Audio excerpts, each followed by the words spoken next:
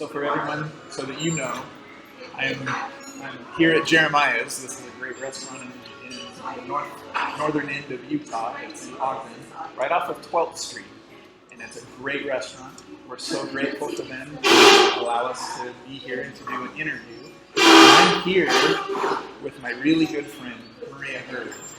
Now, Maria Hurd, she was a licensed nurse, right? Yeah.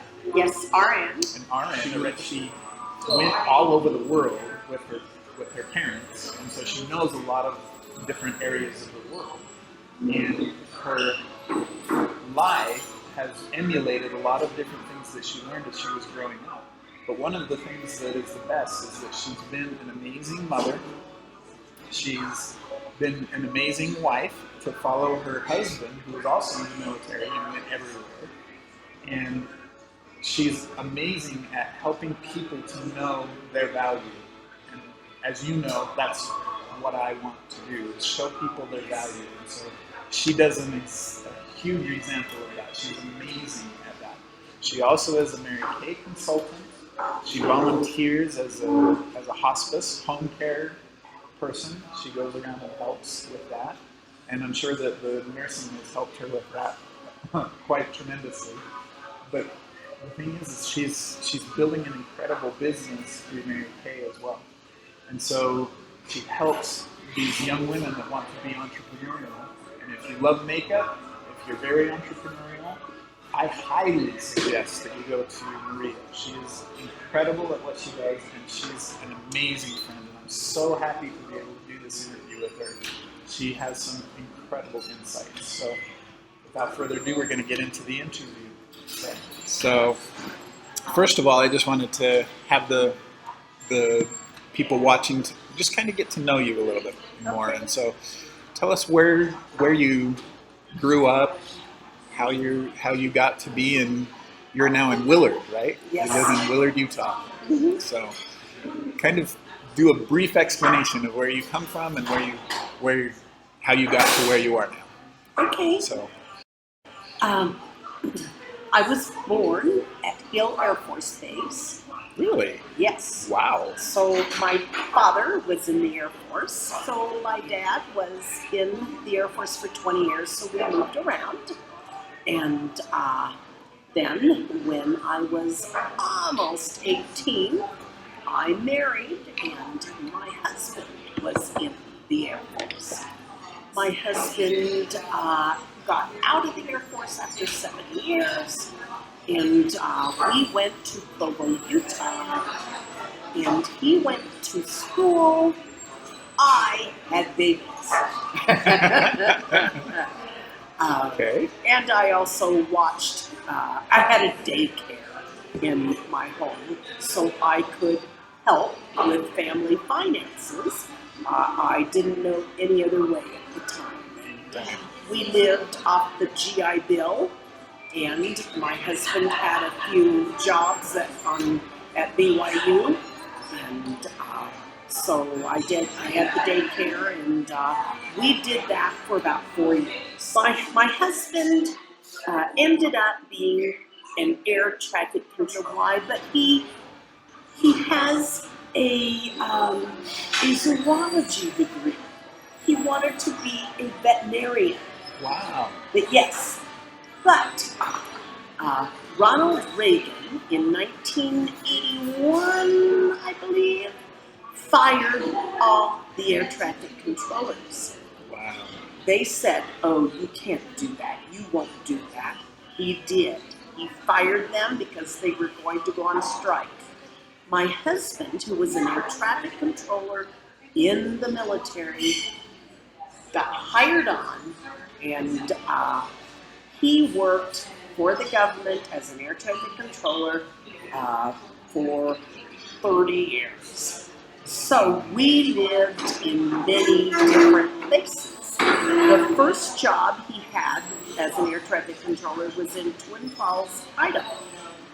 And we were there 5 years. And during that time frame, I decided, after marrying and having 4 kids, I was going to go to school. So I went to the local community college in Twin Falls, and there was a nursing shortage at that time for RNs. So they had a program that if I took a year of prerequisites and then had 2 years of nursing study, clinicals and all that, and I passed the exam, I could be an RN in 3 years. I would have an Associate of Science degree, but I could be an RN.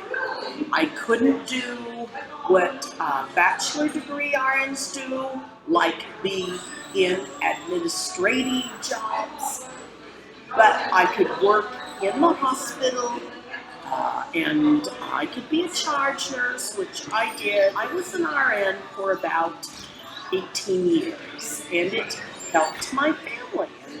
And so between helping me and my family, being an RN was one of the things that I did for myself. It was awesome. So anyway, my husband retired in 2013. My job was a secondary job. I was mom, first of all. Right. Mom and wife. So we moved around several different places with his job.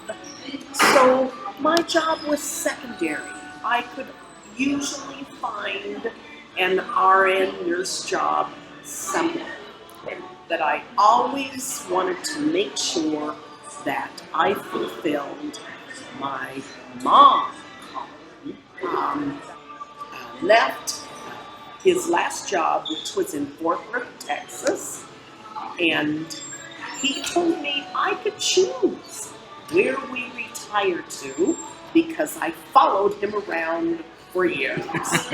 So I said, we're going to Utah. A lot of our kids and grandkids are here in Utah, and I have brothers and sisters in the area. Awesome. So we moved to Ogden, and we lived in Ogden for 5.5 years, and in December of 2018, we moved to Willard, and we did that. We're happy there. It's quiet and unassuming, and we love it. That's so awesome.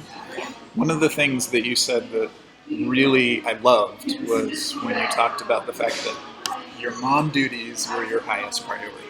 Yes. So I love that you made that your highest priority, to be a mom. Mm-hmm. So how is that in today's society, do you feel? Do you feel that there's people putting that as a priority, or is it less of a priority now?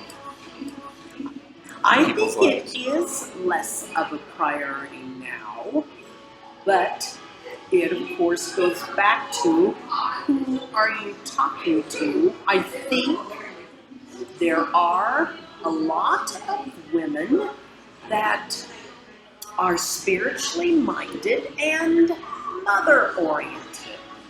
And they follow their hearts and souls and know, because they were taught, like I was taught, that mothers are so important. Yeah. So it's more prevalent in this society in Utah than it is in other places. I do. Yeah. Well, and you've lived in many different locations. Yes. So. Now, I heard at one point that air traffic controllers is the most stressful job ever to exist. It is. At the supper table, my family, we all ate dinner together, and after a hard day, my husband and I would both say, almost at the same time, I almost killed somebody today.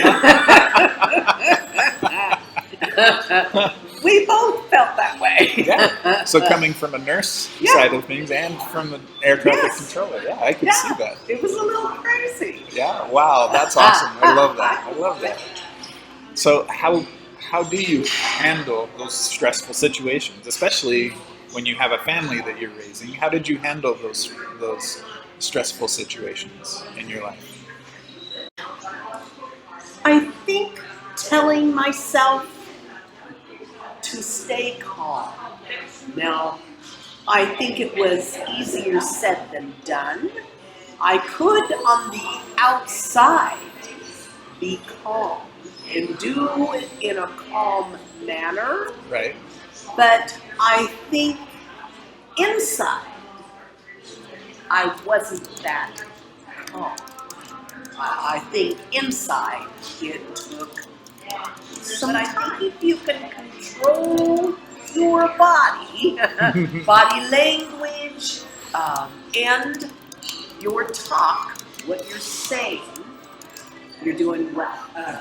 In fact, they say sometimes a little bit of stress is good. A little bit of stress keeps us alert and awake and on top of things. Right. Of course, too much stress is unhealthy, but that little bit, just enough to keep us alert and on top of things, Right. is a good thing. Yeah. We can't just sit back and let life go by like we're inner tubing on On a river? Yes. It just doesn't work that way all the time. What would you suggest that people do when they're going through stress?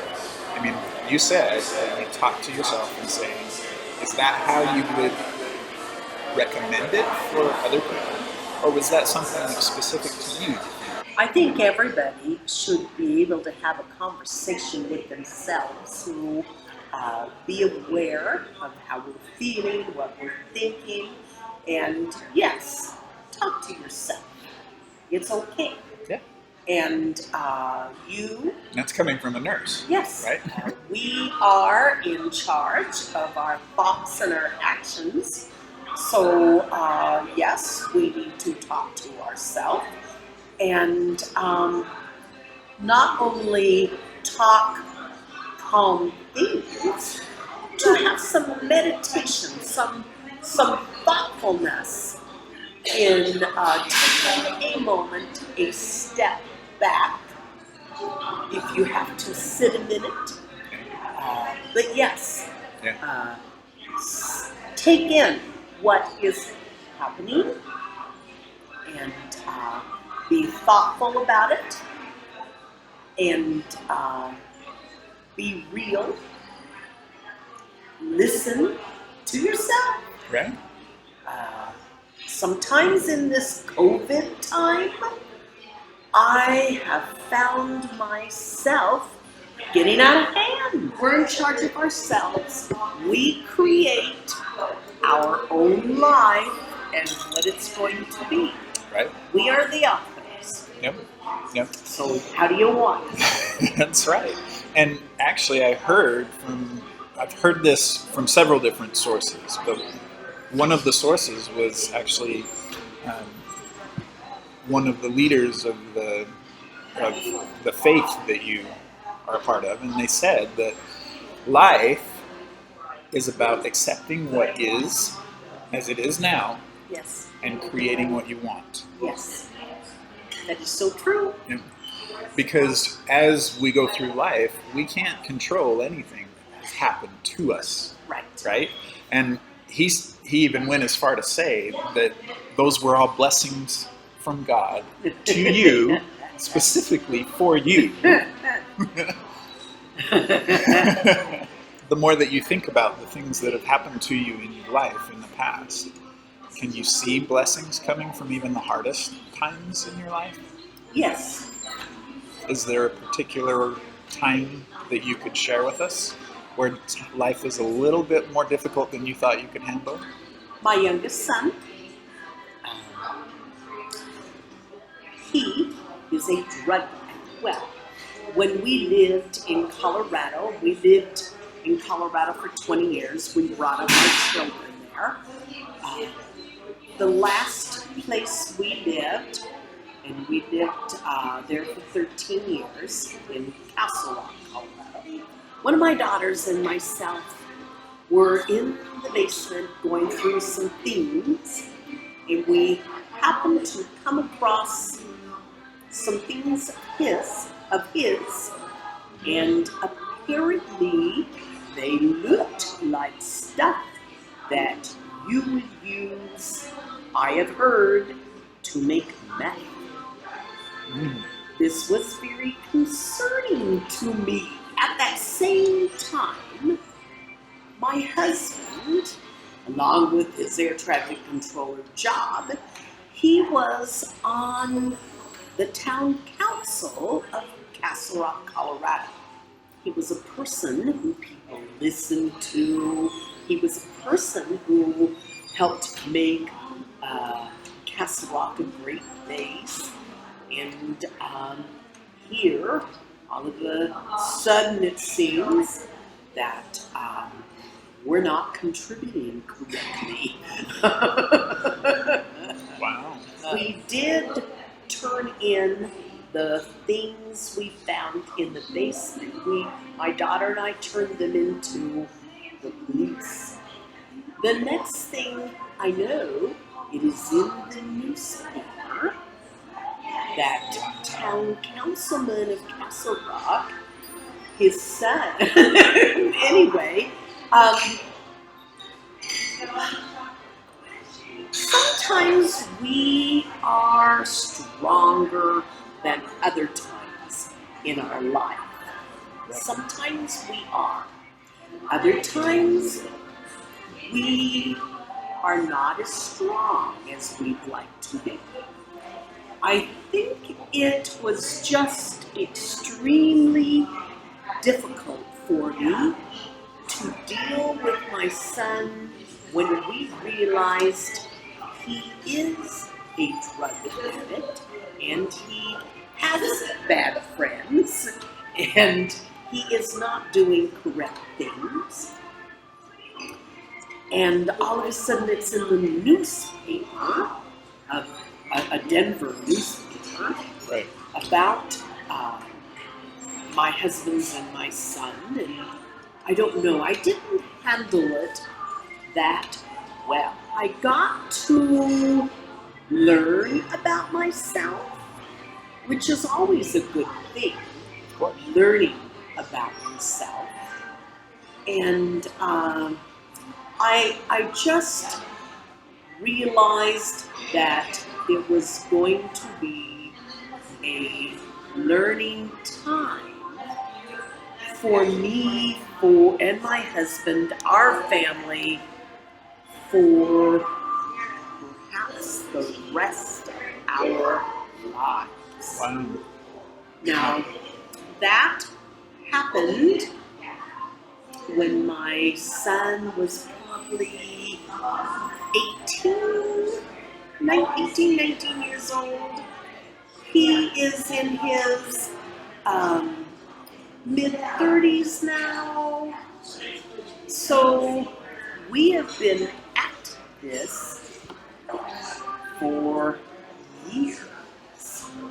And I have changed through the years how I deal with it. Well, in the beginning, I was mad, upset, and then you learn about drug addiction, and then you try to be a little nicer because it's an addiction, and can they help it?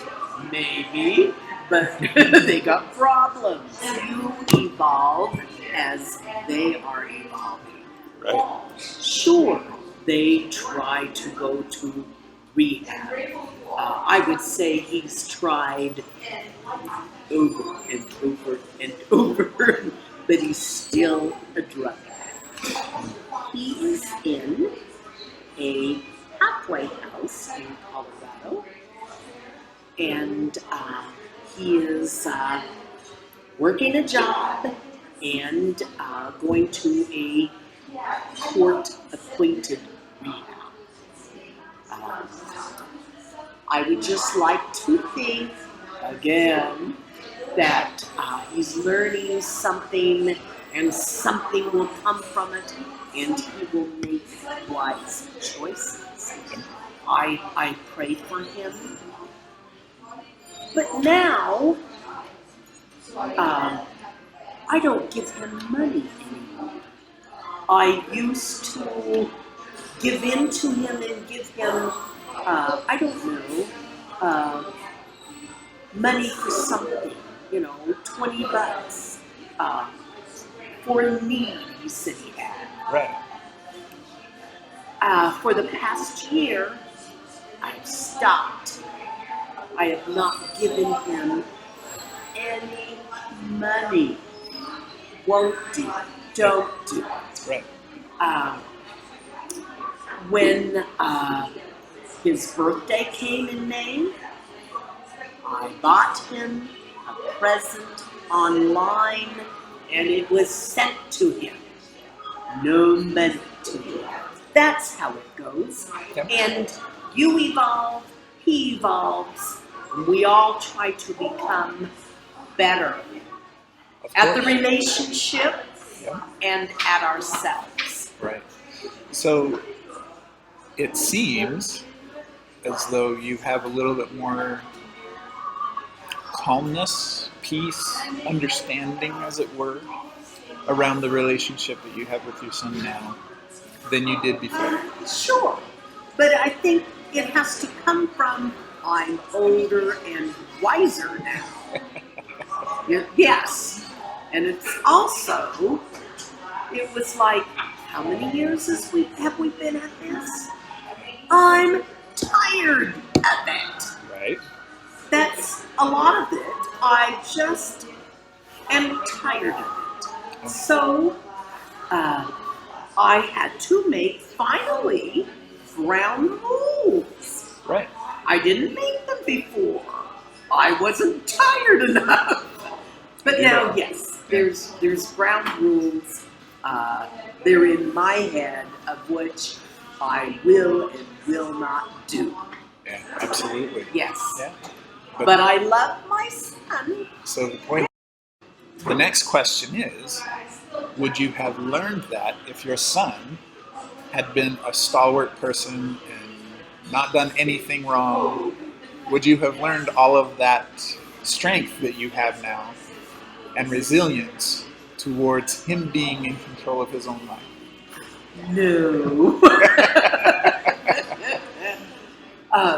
Had I wanted to choose that he would be a drug addict and we would have to play this scenario for the rest of our lives, no, I don't think I would have chosen it. I have another son. He's 2 years older than this son. He is so easygoing. Does nothing wrong. So who got more attention than? Does it have to even be said? No, it doesn't have to be said. Yeah. Isn't it interesting? It is. Isn't that interesting? Yeah. Yeah. And somewhere in the scenario, we don't realize what is happening for a while. Yeah. Because we are players. Absolutely. Yeah. Yep. We are players. we have a role to play. And we're doing it. And we're whether doing it's right or wrong. Yep. Yeah. Absolutely. Yes. Yeah. You got it. Yeah. Well, so this will be my last question. Now that you have all of this understanding of life and everything that goes on, what would you like to leave to understand, whether it be for your children, whether it be for the people that are in your Mary Kay business, whether it be for just your friends and family, what would be the one advice that you would give them that you think would have the biggest impact on their life? Always think things out before you act. Okay? Yeah. I do more thinking now than I did in the early days. I think it goes with being younger, and you just act and you say, be smarter and think things before you say it or do it. Think about it. Think about maybe the players, the consequences, things. And I believe that things will be calmer if you've thought about it already, and you can say and do the right thing. It's easy. Yeah. Very, very good advice. Thanks. Thank you so much for your time today. You're welcome. You're such a great friend. I really appreciate everything that you do. You bless my life like you probably don't even know. But I really do appreciate everything that you do for me and for helping me in helping in every way that I can. So I want to be a benefit to people, and so Awesome. That's great. so I just love that I have such supportive people like you and my other friends in my BNI group and all of that. It's awesome to have people that support you, and so I hope that I reciprocate as much as I possibly can. You bet. so Yes. so thank you again so You're much for welcome. being here. Yes. And so I know that you're an example of someone who remembers their role. I know who you are. I know the value that you bring to this world, and I'm very grateful and blessed to have you in my life. So Thank you, Thank you. Paul. Thank you. I appreciate that. You are real.